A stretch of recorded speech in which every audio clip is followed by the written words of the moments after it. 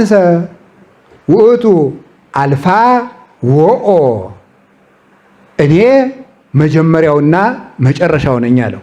ዮሐንስ ምዕራፍ 1 ቁጥር 8 ላይ እኔ መጀመሪያውና መጨረሻው ነኝ፣ ቀዳማዊና ዳህራዊ ነኝ ነው።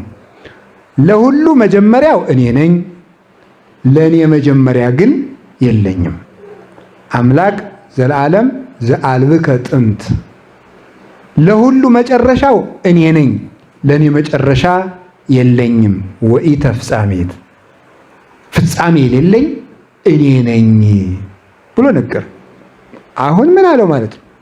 የሙሴ አምላክ እኔ ነኝ። ኦሪት ዘጸአት ምዕራፍ 3 ቁጥር 15 ላይ እግዚአብሔር ለሙሴ ወደ ግብፅ ሲሄድ ማልኮ የመጣው ልበል ቢለው ዛሃሎ ወይ ሄሉ በል፣ ያለውና የሚኖር የነበረውና ያለው የሚኖረው መጀመሪያውና መጨረሻው እኔ ነኝ ብለህ ተናገር አለው። ዮሐንስ ራእይ ላይ ደግሞ ጌታ ተገለጠና አይ በዚህ ዓለም ለመፍረድ የምትመጣው አንተ ማን ነህ ብሎ ቢጠይቀው እኔማ ዛሃሎ ወይ ሄሉ ነኝ፣ መጀመሪያውና መጨረሻው ነኝ፣ የሙሴ አምላክ ነኝ አለው።